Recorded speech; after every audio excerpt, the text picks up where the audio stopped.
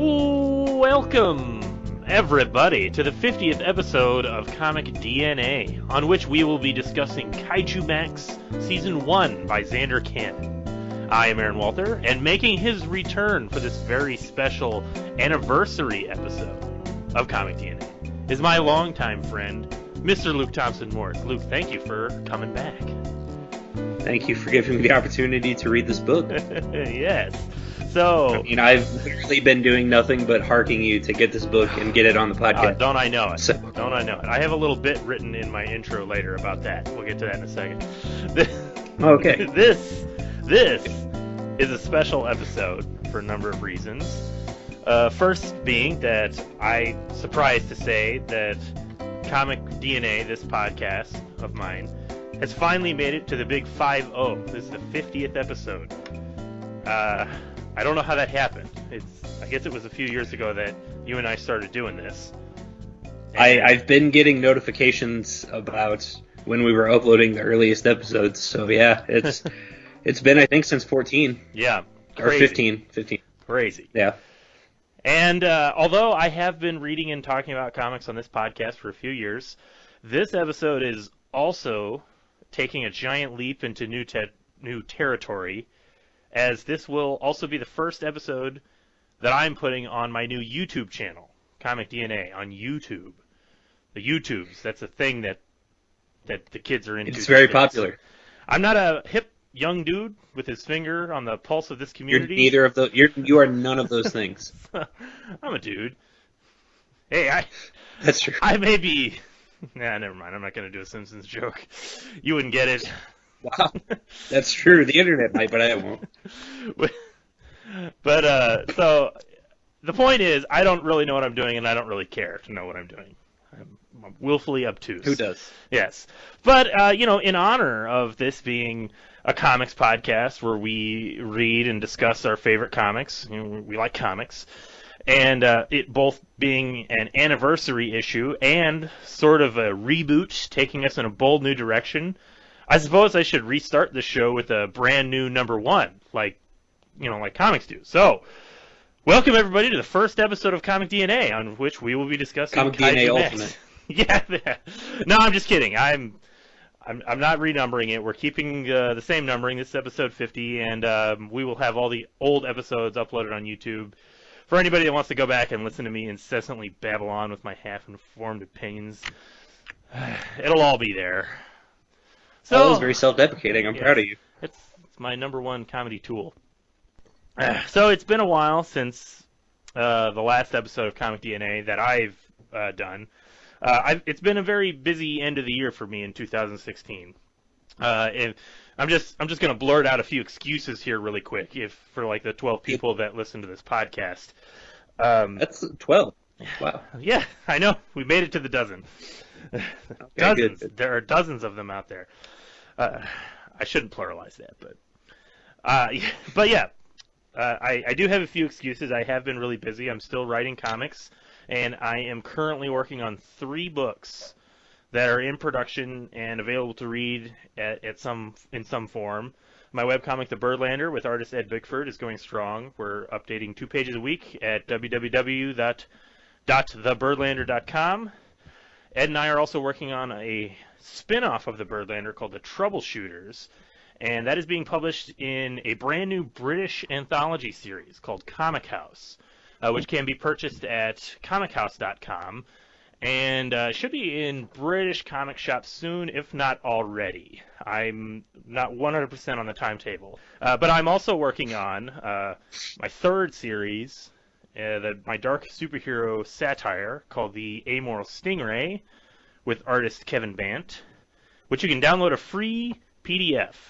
Read it for free at my other website, newhavencomics.com. Or if you're on Comixology, it's available to purchase on there. So that was my... Are you recording the end of the podcast right now? No, I'm getting it all out of the way up front. We're front loading. Okay, this. wow, this is edgy. I can't handle this. I'm trying to get out my excuses/promotion right away for all those people that are just hungry, salivating to listen to us talk about Zander Cannon's Kaijumax. And I know one of the people that has been the hungriest to read this book has been you. That's me. Am I true. wrong? No, you are very, very correct. So here we are, finally ready and excited to talk about Zander Cannon's Kaijumax. Luke, before we talk about Kaijumax, I'm just kidding, we're talking about Kaijumax. Why don't you tell me... Yeah, we're just going into it. Why don't you tell me why you wanted to read this book so badly? Okay. Ever since we did Heck, I have been a unabashed Zander Cannon fanboy because Heck was such a stellar book. And I knew this was new. Everyone was just going nuts about it online. Everyone I saw talking about it said how good it was and how unique and how creative it was. And I like giant monsters. What can I say? That's really, in many ways, it is enough of a selling point to just be like giant kaiju monsters. But yes, I mean, I've been a fan of Zander Cannon for a long time. We did, Luke and I did an episode where we talked about his book Heck. It was one of our earliest episodes, back before we barely knew how to do this whole comics discussion thing. I think Heck was right on the cusp of us going, hey, I think we've got this figured out. Like, right on the edge of it. We were almost there, but not quite. Yes, that's like your opinion, man. So, okay. But no, we're both big fans of Zander Cannon. I've been a big fan of him for a long time now. I've read almost everything he's published, and I have been eagerly anticipating this book. You can take this with a grain of salt because I'm just a big fan of his, but I am willing to say that I think Kaijumax was the best new comic I read in 2016. That's very bold. I don't know what else you read new in 2016 necessarily. That's the catch. You got me on the technicality. And I don't want that to take away from the book whatsoever because I also thought it was amazing. Yeah. But, the pool was low. That's right. Frankly, I've read that books. could actually work in its favor. To be fair, it could work in its favor that in a year of very average to below average comics, something like this was able to jump above the rest. Let me rephrase it. Let me rephrase it then. Actually, I think Kaijumax is one of the best books I've read in recent memory. Like it really was that good. Better. It was stellar. So, you obviously you liked the book a whole lot. Why don't you give us, from your perspective, how would you sell this book to somebody? What's it about? What is it? It is a prison drama scaled up to the heights of kaiju. And what is a kaiju? Oh, okay, I'm sorry. I'm so used to it being a normal conversation piece. Yeah. Kaiju would be just a giant monster, right? Yeah, specifically like the Japanese movie monsters style. Yeah. So like Godzilla. Yes, exactly. Yeah. Yeah, that's the best way to put it. It's a prison drama. It's a satire of prison dramas, but told with kaiju characters and like Super Sentai type of characters. So it's a prison drama, but done with all these stylized Japanese cinema style characters. And it's amazing how well it works. It's weird because when I was reading this, I kept taking notes. Every time I would find something that I liked, I would just take a note down and say, "Hey, make note of how good this is. Make note of how good this is. Make note of how good this is." And I realized that I was doing that, and I was like, "Okay, I really need to kind of talk more about the book." But man, I just like so much about this book. It's hard to pin it down, but man, it's cool too. One thing that I noticed really, really early on, how many prison drama tropes that he was doing. You know what I mean? But how well they worked and how natural they felt. For being scaled up the way they were. There's the corrupt police officer, or there's the corrupt correctional officer. There's the innocent, nice correctional officer that has something bad happen to him, as we would find out later in the book. The oppressive, hateable warden at first, from what you would think, the main character who tries to break the mold of what it means to be an inmate, or a kaiju in this case. Mm-hmm. And man, it all worked so fluidly. Yeah, I really liked how all these pieces, all these like set pieces, and like we said, these like genre style characters, they all just lined up into this like perfect little puzzle. Right. And I can't remember, Luke, have you read, I know you haven't read Top 10. Did you read the sequel series, Smacks, that Yes. Zander Cannon drew? Yes, you gave me the Smacks book, yes. And I read it. Yes. Yeah, because that was really the impression I got reading this, was that Zander Cannon obviously picked up a lot of stuff working with Alan Moore. This was a very like, it was a very like Moore-esque type of book, and I don't mean to say that because it was like dark and gritty, but just the level of craft of the way he put together the story and the satire, and the way he played it really straight when it needed to be straight, and he played it really funny when it needed to be funny, and he played it really dark when it needed to be dark. It was nothing felt out of place. Yeah, exactly. At all. And it was a lot like the Top 10 series, which was one of my favorite Alan Moore books, and the specifically the sequel to Top 10, the Smacks spinoff that was illustrated by Zander Cannon, it felt a lot like that, and it almost felt like Alan Moore should have been, like I would have expected to see Alan Moore credited as the writer of Kaijumax. That's just how good it was. Yeah. What's funny too, or what I noticed initially, or my initial impression when I first started reading the book, seeing all the like dialogue be like prison slang and all of the little quirks that everyone was saying, I really expected to get worn out on it. Honestly, like I really thought it was just going to be a little too campy, a little too cheesy.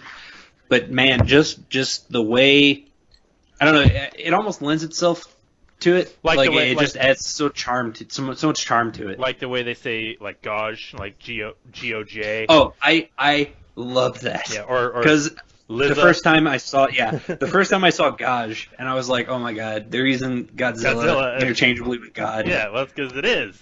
Yeah, it's perfect. It's such a good way to skirt around that. Like, okay, this is obviously a huge inspiration behind this book. We got to mention it in some way, shape, or form. And man, it's everywhere. Yeah, I thought it was really interesting. Like noted, like reading the book, it despite the fact that it like tackles with, like I said, these very kind of serious prison drama issues. You know, like guard brutality, murder, rape. You know, I mean, it's even got rape in it, which is like the #1 Alan Moore trope. You know what I mean? This like it's like such an Alan Moore book, but it's not Alan Moore. It's still Zander Cannon. Like it still has its own identity to it, which I really appreciated. And despite all of that, it still kind of felt like it could be. I don't want to call it an all ages book, but it just. No. You know, I wouldn't call it that. I guess what I'm trying to say is like it felt really accessible, and it never felt like it was. It's definitely all audiences. Yeah, all audience. Like, not necessarily in all ages. Like me, I'm really interested in the concept and the execution of kaiju. I'm not very knowledgeable of them. I'm new to this, but it instantly hooked me in, even. Aside from me being a Zander Cannon fan. Right. No, what I'm trying to say is that despite it dealing with all of these like serious situations and issues, even in a serious way, it never felt like crass or kind of like in your face with it by creating its own language and creating its own slang. It allowed him to play it really straight while at the same time not playing it straight. It kind of reminded me of Fantastic Mr. Fox in that regard. Yeah. Like, just the way the language was. I've got the book open currently. It's right in the beginning, whenever Electrogore The main character, by the way. The orange one. Yeah. Yeah, anyone listening to this, we have assumed you have already read this or have a desire to read this. Right. I've never really been huge into just recapping the plot and characters and everything, so we're just gonna go. We're trying to avoid doing that. Yeah. So right in the beginning, there's a page where Electrogore gets put into Kaijumax, and there's a scene of all of the kaiju like working out in the yard necessarily, and he does a cool panel where it says, "Let me tell you something about the human world. Whatever befalls us, whatever disaster damages us, whenever anyone pushes us down, we will always fight back." And it's a panel of a kaiju pushing a building over, and then the building recoils back up because it's attached to a weight set. Yeah. In the yard. That for me, and that's only 12 pages in, mind you. That was where I went like, oh my god, I'm gonna adore this book. Yeah. I've always noticed just from the little bit of Zander Cannon that I've read that he's such an expert at deconstructing what you think a genre is going to contain and like reconstructing it in his own weird way. Yeah. You know what I mean? Yeah, he's got his own style, his own personality that just bleeds through his work. Yeah, and it's like even with all the tropes in here as pertaining to a prison drama, they don't feel exhausted whatsoever. Like they feel completely brand new. I think that's what this book we should rightfully point out. This book is getting a lot of praise. A ton. And it's all well deserved, of course. But I think a lot of that comes from a lot of the stuff in this book should be very recognizable to readers. I mean, maybe not so much.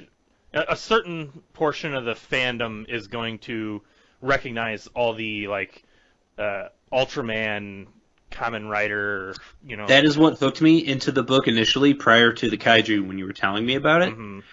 Obviously, I love the fact that it's Kaiju and it's all these giant monsters.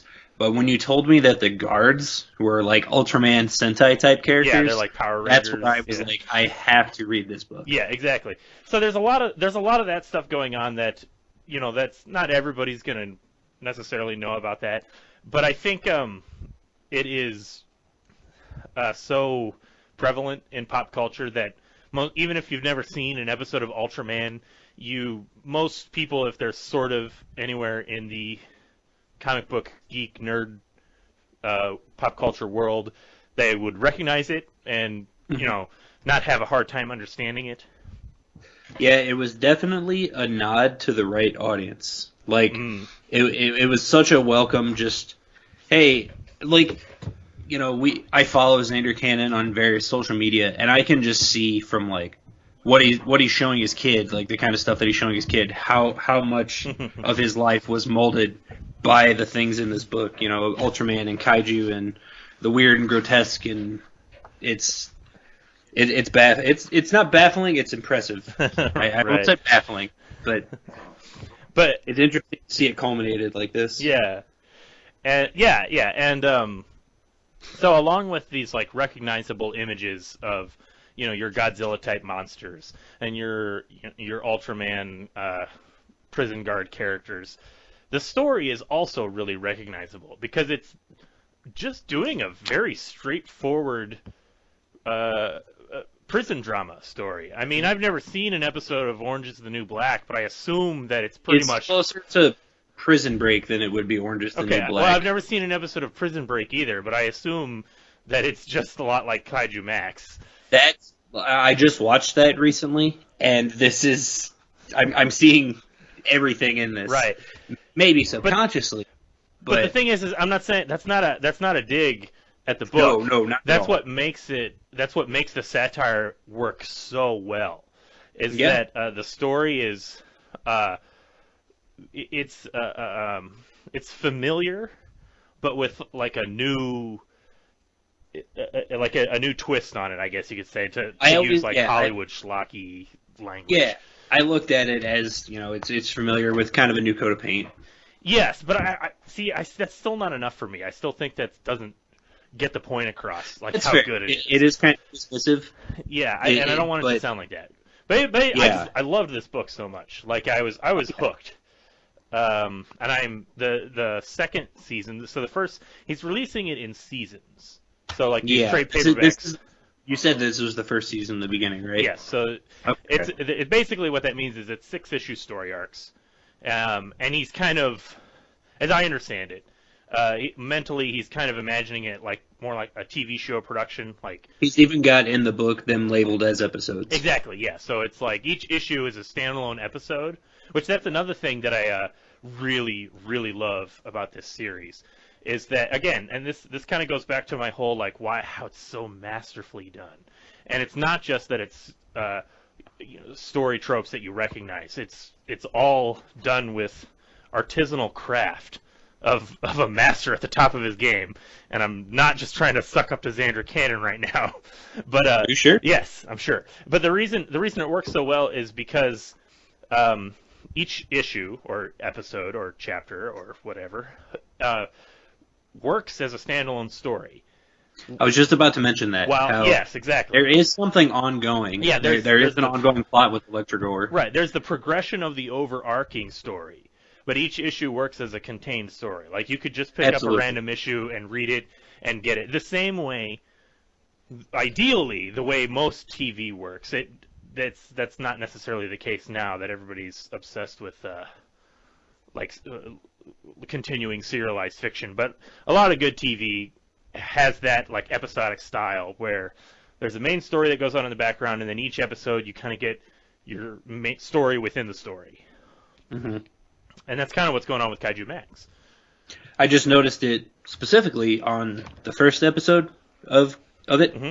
how how well paced it is. You know, like Mm-hmm. he gets to the prison, he is trying to scramble around and get information about how he can get out to find his kids, and then he gets word of someone who can do it.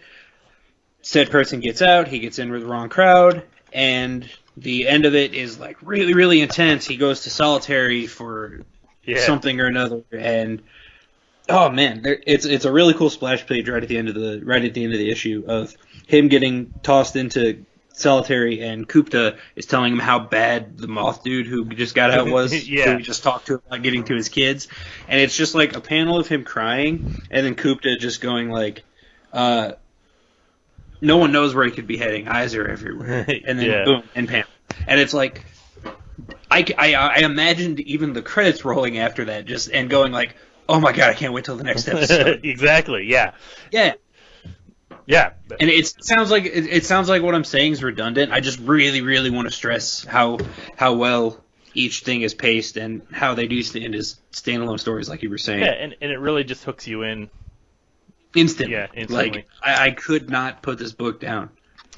Yeah, and good news for us, since I'm not reading the issues. You know, that's a different discussion about the comic book industry. I'm a trade waiter, and I'm reading it. Oh, you termed it. Oh, I didn't term it. That's a Oh. term that's been around a long time. But That makes sense. I read the trade paperbacks, and the second season I think just finished. He just did the issue 12 not too long ago, so we should be seeing the collected edition pretty soon. Yeah, let's do the second issue much quicker than this one. It shouldn't be a problem. Mostly because I really want to know what I happens. just need an excuse to read it. Yeah, As if I you really. need an excuse. I need more of a justification to put aside time to read it. Well, let me ask you. So Yes. like we're kind of talking about the like the realness of a lot of these characters. Who was your favorite character? Altogether, or human or kaiju? Altogether, because like the book really does. Like, let's just talk about that for a second. The book, it does have like an ensemble cast almost, because I was going to make mention of that, because as the book is going on, not even really, like, less than half of it is focused on the main character. right, which I mean, he's sort of what the story is based around, but the overall story, the overall setting, the overall situation really does open up to a lot of the other characters in the book, both the kaiju and the the Sentai, the prison guards. Yeah, because even in Prison Break, and I'm going to make comparisons to that because it is very similar. That's fine. So, even in that, it's the same thing. They use the main character of Prison Break as a way to world build. Mm-hmm. You know, that like how this is doing. It uses Electrogore to kind of experience or to show how the kaijus are treated in the real world and what their life is like in the prison. Mm-hmm. You know, because just a few pages into the book, if I recall, he kind of gets the crap beat out of him. Yeah. Oh yeah. Yeah.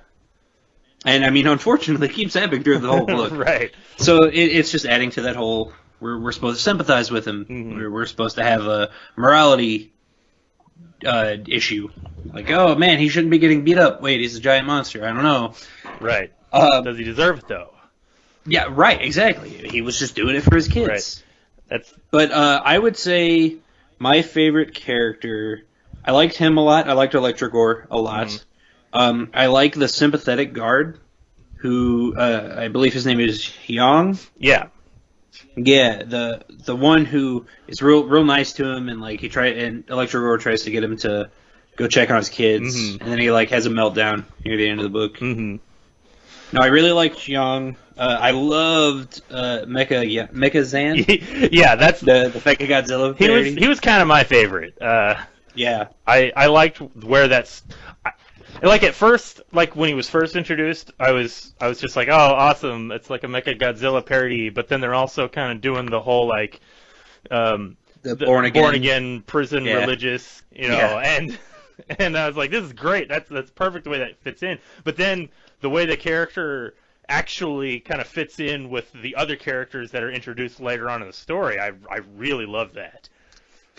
Yeah, I didn't expect that. Yeah, exactly. I thought it was just sort of like a one-issue joke. You know what I mean? Like. Yeah, but no, the character that they introduced midway through, the bird-looking kaiju, seems to be attached to a lot of people in the prison. Well, yeah, clearly. Yeah, he's the big bad mofo.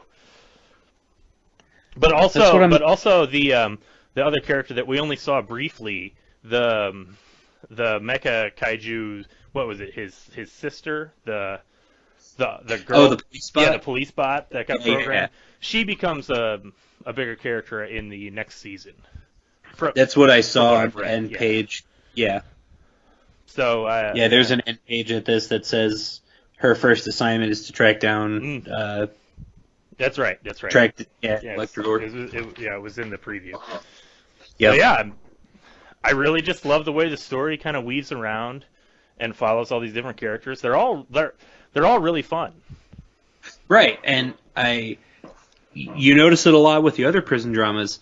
The prison itself and its population are kind of their own character, independently outside of the main character. You know, how the main character reacts to the prison and how the main character reacts to everyone in the prison, and vice versa. And I always love seeing that dynamic because in prison dramas and I guess like highly populated shows like this, you get to see the plot move along more from the character interactions more so than the actual plot itself. If that makes any sense, like yeah, and I love that because whenever you get a chance to flesh the characters out and see how many unique things you can put into one specific character. That's what ropes me into a lot of the things I read. So obviously this book does that expertly, and that's why I'm such a fan of it so far. all the colorful cast, all the Sentai Ranger police guards. I like the little Billy Goat. I like him a lot. I was going to say that's another great character. You just feel so sorry for him. Oh my God, he gets such a bad. He's even more of an innocent character than Electrogar. It seems. Yeah. I didn't really expect them to dive into his tiny little backstory. Yeah. They did a little bit. They really made me sympathize with the poor guy. Every panel he's in, he's like crying. And I feel so bad for him. Oh, and all the stuff building with the volcano character. That's the mountain, like the. Oh, like, yeah. Okay. The Space Mountain thing? Yeah, exactly. Yeah, okay. There was an actual, like, independent volcano character in this, and I was like, I didn't think they did anything with him. Right. Oh, I see. Okay, yeah. I was getting characters mixed up. There's a lot of characters in this. Right. There are a lot of characters. Just small side note. I flipped to the panel of the Billy Goat story a little bit, and I noticed in one panel he's got a tattoo now. His eyes are all like red and bloodshot, and oh, poor guy. Yeah. I feel so bad. Yeah, you feel bad for him. Prison's gonna break him. Yeah, it's already looking to do its job. Because that was the thing. That was the other trope that I thought was already going to be prevalent. The innocent bunkmate who you relate to just as much as the main character who blah, blah, blah. And it's kind of there. Yeah. Yeah. It's good. He seems like he just got unlucky. What was, there was another character I was... Oh, okay, so, not necessarily character, but, let's just talk a little bit about the Kaiju designs. Yeah. Because, I wanted to actually ask you about that, too. Yeah, what? Because, I don't know, is this okay to ask, like, how many specific references you saw? Well, here's where I have to admit that I'm not an expert on kaiju movies. I've never seen an episode of Ultraman myself. Okay. I am familiar with a lot of the Godzilla movies. I've seen those. And I might have seen an episode or two of Power Rangers in my day. In your day. But yeah, I'm not an expert on kaiju by any means. So there were obviously a lot of homage character designs. I mean, the mecha kaiju, of course. I think that one is the most obvious, frankly. Well, yeah. But I saw the moth. Yeah, like there's a moth character. And there's the turtle, Gamera. And then I think and then you see an alien reference right in the beginning from. Yeah, pretty much most of the kaiju that I'm familiar with would be in that ones that appeared in any of the movies that ended up as episodes of MST3K, Mystery Science Theater 3000. Yeah, that's fair. So, but I liked all the designs in this, and oh yeah, it was very, very from what I've seen, it was very true to its source. It was a very, very honest homage, you could say.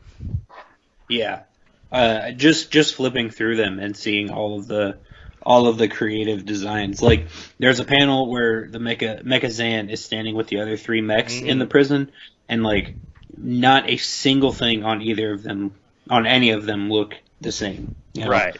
Even for this tiny little panel, he took the time to design 4 mecha characters. Yeah, I guess that is an interesting thing, is how great and independent all the characters are. Like, it's really all just out there. Like the designs. Yeah. Did you hold on, I forgot what I was going to ask you. It was something about the Sentai characters.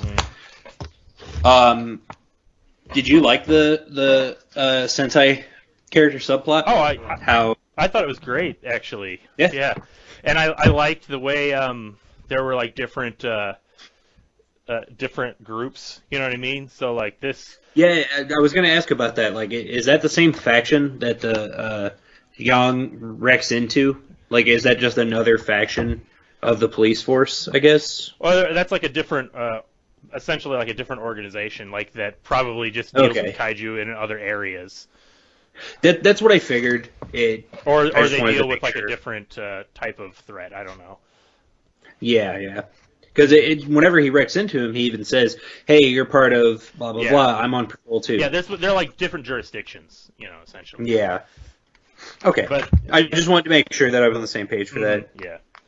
That was good. I liked all the characters. I really liked his downfall, like his spiral, Yang. Yeah. How he just wrecks and just goes completely haywire. I did also love the way his story kind of just ended with that punchline. Just the way like his story went with him, like, having the freak out and the the chief, because he shot someone. Yeah. He wanted us to sympathize with him because it spent the whole book telling us how bad Kupta was. Yeah, and he was having this kind of like post-traumatic stress disorder, stressing out about it, and then like the chief talks him into the whole thing, And then he just like walks into that scene, and he's just like, "Nope, I'm out. I quit." Yeah, I love that. Nope, I quit. Because that was right after the whale mob boss blew up, right? Yes. Which that was Yes. that was actually what I was going to say was one of my favorite character designs. The ape whale. What was his name?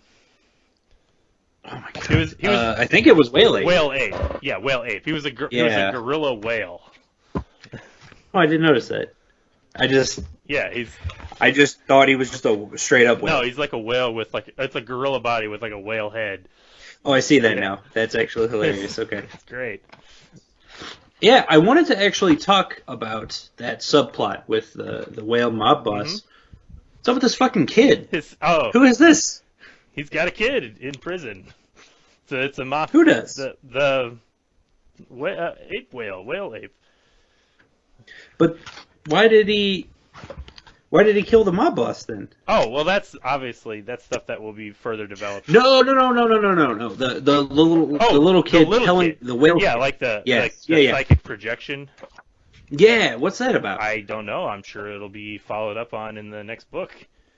I really hope so, because he just kind of showed up. Have a little patience. My goodness. I can't. I'm so excited.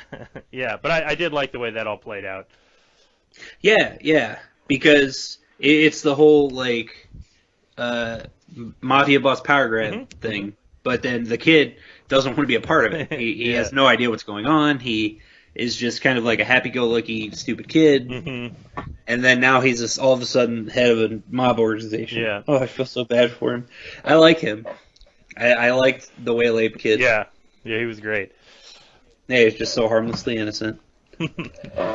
I loved, too, we obviously keep saying how well he adapted these tropes and, like, scaled them up to kaiju size. And, like, all of the tiny little things of drugs were like power conductors and virgins and uranium.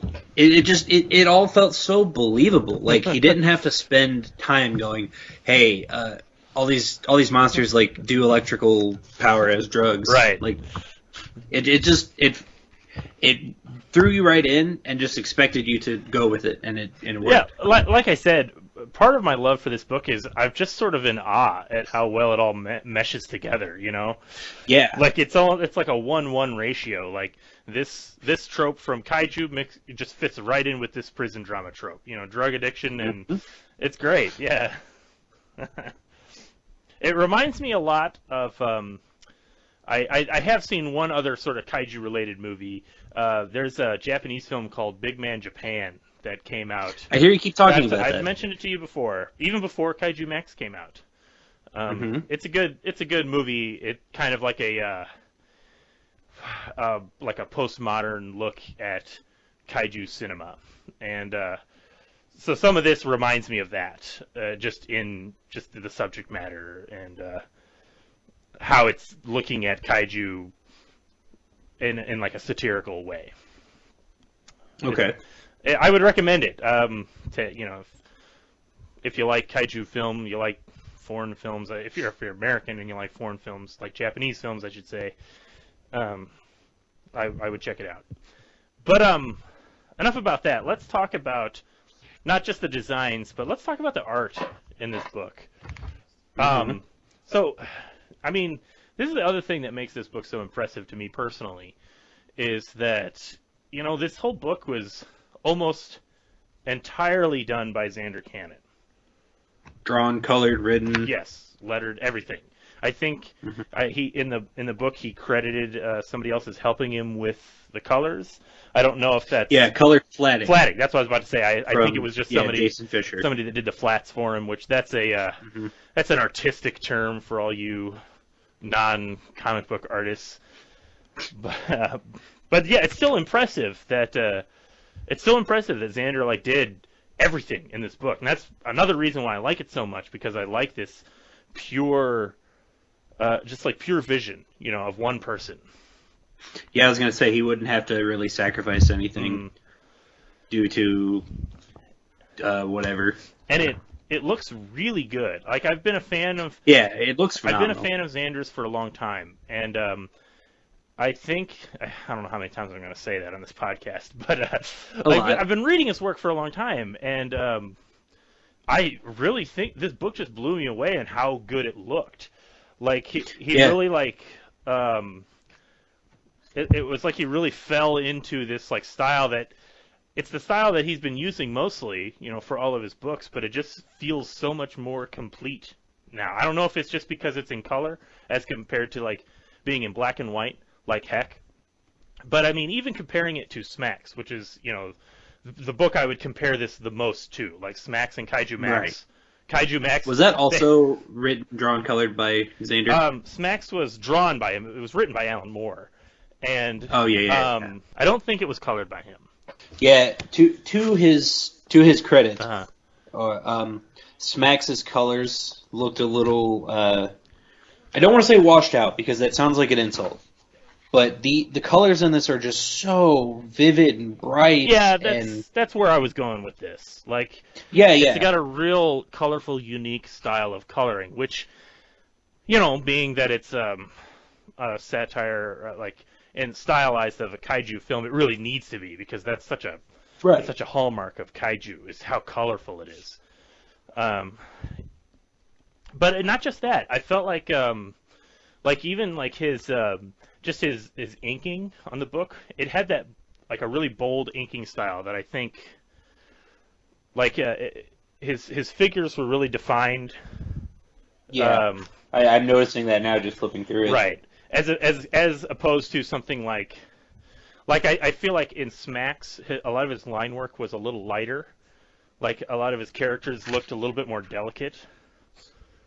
And it really adds to how big the characters should feel in Kaijumax. How to find the line, because they're all huge. They're kaiju. Mm-hmm. And there's that I'm talking about Smacks there. Like a lot of the art feels a little bit more delicate in Smacks. And then when you get fast forward so many years, when you get to Heck, and it's a real kind of like I don't want to call it a dirty inking, but there's a lot. It looks like a lot of brush work that he's doing. So yeah, it does. So the art gets a little bolder, in my opinion, and it looks like he kind of carried that over into Kaijumax. So he's got a lot of this bold inking style where the characters feel really strong. It feels like more weighted. It's a heavier book, heavier art style. But then it's got this really. It might be kind of a placebo in my view right now. I'm looking at a panel of the whale boss's kid standing next to the little telekinetic psychic kid, the psychic projection kid, and just seeing them contrasted like that is really reinforcing the point you're trying to make. Yeah. How big and strong the kaiju look compared to just the humans. The humans, yes. Most of the humans in this book are in their Sentai Ranger form most of the book. Anytime they're on screen, it's if they're talking to each other, they're all human, so you don't see it, or they're in the kaiju or the Sentai form, so they look the exact same. Right. But so like I was saying, he kind of carried over that boldness with the bold blacks that he had in Heck, and the bigger figures and the weighted art, and he matched it and mixed it in with that super super bright and colorful color palette that he's using in Kaijumax, because even Smacks didn't have the types of colors that you see in Kaijumax. Yeah, the vibrant colors. It was all fantasy colors. It was all washed out greens and light blues and it was what I would consider more traditional coloring. But Smacks has a lot of or not Smacks. I'm sorry, Kaijumax. Boy, two titles that rhyme. Kaiju Smacks. And Kaijumax has a lot of these really neon colors and lime greens and pinks and fuchsias and really sherbet orange. Really adds to that whole radiation thing that half the kaiju are made Yes, from. exactly. It really makes the book stand out. The coloring really makes the book pop, because it's not the same color palette that you see in most other comics. Mm-hmm. It's another reason why I love the book so much, because it's such a unique thing.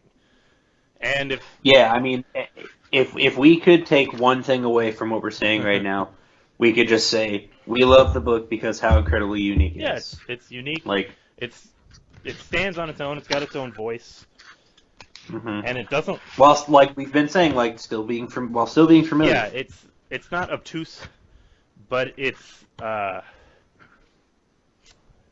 it doesn't look like any other comic on the stands. Like, I can't stress that enough. Yeah. You read this, you are getting an experience unlike anything else out right now. So, needless to say, I was pretty happy with the book. Yeah, me too. Yeah. I'm a big fan. Awesome. Well, I'm trying to think if there's anything else. Because I mean, we've kind of hit a lot. We've gushed about the book nonstop. We've talked about the parallels. That's what we do here on this podcast. This is not.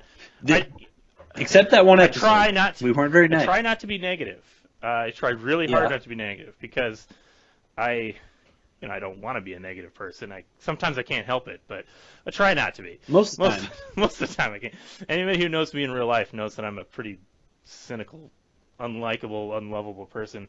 But comics bring out the positivity in me. Comics that I love. So yeah.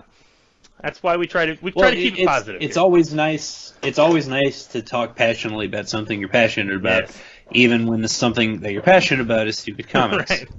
Yeah, and there's too many of them. I don't have time to talk about that. We need to talk about the things that are truly great, like Kaijumax. Like Kaijumax. Yes, exactly. So I'm eagerly anticipating the second book. Oh, absolutely! I'm so excited to read it as soon as it's available. And because there's so many questions that I have still, but not in a I'm frustrated that I don't have answers to them. I'm excited that I don't have answers to them. You know what I mean? Yeah. Like it didn't end on a cliffhanger where I went, oh, I gotta wait for book 2. I'm excited to wait for book 2. Well, it felt satisfying. It didn't feel like it was dangling the plot along. Like it was very substantial. It felt like this plot that they were going for ended, and it was Electrogore getting out of the prison, and now what's going to have to happen when he's out of the prison. Now we're moving on. Similarly, in Prison Break, let's come back to this. At the end of the second season, I believe, he broke out of the prison, and the third season was him on the run and how he had to deal with that and blah blah blah. So I'm interested to see if there are any other parallels there. As a fan of the show. Right. Yeah. Yeah. All right. And I just want to know, I have so many questions about this bird kaiju that came in. It's God, what's his deal? He's having an affair with one of the police officers. Yeah, that was great. That was weird, especially when he especially when he died. That was such a like I was like really drawn into that scene as it was happening because I was when it started I was like, oh man, this feels like this is the guard that's gonna this scene looks like it's setting up where this is the guard that has an affair with the prisoner. Are we really going there? And then he went there. You sure did. It added into the whole. I could see a lot of grotesque stuff, there was a lot of grotesque. Like whenever the bird guard or whenever the bird kaiju died, she shrunk down and tried to seal off the wound inside. Right. Yeah. It didn't hold back on it. Not at all. Yeah. I'm really glad that he didn't have to sacrifice anything for the sake of censorship or anything. Oh, I just flipped to it again. No, I'm interested to see how much more the Green Humongo plays a part. Yeah. I liked that character a lot too. I thought I was really, really not gonna like him because the whole rapping subplot thing. Right. But it's fine. It's just a character quirk. Yep. He seems like he's just kind of like the down to earth hippie guy who got put in there for some reason or another. Probably related to his electricity habit. Yeah. that might be something. Yeah, it's good. Yeah. So I think we've said it's good as much as we can. Well, I'm going to say it one more time. It's really good. It's really good. It's really good. I actually wholeheartedly would recommend this book to anybody of any fan base. I would too. There's enough there to really rope along people who are into kaiju and sentai and so on and so forth. But it's such an easy to follow plot that you just kind of really get sucked into it, regardless. I think it's the kind of book that like somebody who doesn't read comics but is sort of familiar with kaiju, like people that have used to watch like Ultraman in the 60s, like if they remember Ultraman, you could give them this book and they'd be like, this looks like it's that silly old show I used to watch, and then I think they would get seriously invested in it. Absolutely. That's kind of, I don't want to say that's what happened with me because I was already predispositioned to like this, but it really helped. When I saw the first Ultraman character, I was like, oh my god, it's Ultraman! Yeah. I love their designs too, just a small side note, like how they were very familiar Sentai, but he obviously put his own spin on them. Yeah. Again, just following it through with the whole, like, familiar but... Deconstruction. Yeah, exactly. Deconstruction, reconstruction. Familiar but unique. I can't wait to read the second book. I can't. Well, I think we're going to leave it at that for this episode. Yeah, I think we've gushed enough about episode 1. I'm probably going to cut some of it out too. So all the gushing that you've been listening to, those of you who've been listening to this, it's probably only a fraction of the times we've said, "It's great. I love this book." That was my impression of you, Luke. Oh, thank you. Even though you were saying more than I was. All right. Well, thank you everybody for listening to this very special return of a bold new direction episode podcast of Comic DNA. My name is Aaron Walther, and you can find comics that I write at newhavencomics.com. You can read my ongoing webcomic, The Birdlander, at birdlander.com, and you can follow me on Facebook.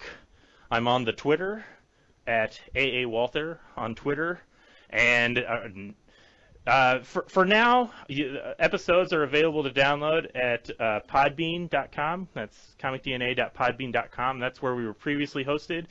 But I'm going to be doing a lot more stuff on YouTube now. Hopefully, I don't know. We'll see. I get really. Let's hope that sticks. I get really bored and depressed and lazy sometimes. So we'll see where this goes. But I'm going to be posting on this Comic DNA channel on YouTube. So that's the end of my sentence. Luke, thanks for being here. What's your YouTube channel that you do stuff on? I believe my YouTube channel is... first of all, you can find me on Twitter at Luke T. Moritz. That's my Twitter. I am fairly active on that. My YouTube channel, you can search Milk Smash. That's where you find me at. I occasionally upload stupid gaming videos, if that's the kind of thing you're into. And if you're into comic books, I assume it's pretty likely you're into video games. So go ahead and check me out. I'm going to start becoming a lot more active and uploading a lot more content. I should hopefully be on more episodes of Comic DNA. Plan. Especially with more Kaijumax. Yes. Any other books that you were thinking about doing? I know we were thinking about Fables. Yeah, we've been talking about that for a long time, to go back and look at some Fables. Maybe we'll do an episode on that in the near future. It works. All right. Well, I guess that's going to be the end of this. So thanks everybody for listening, and we'll see you all next time.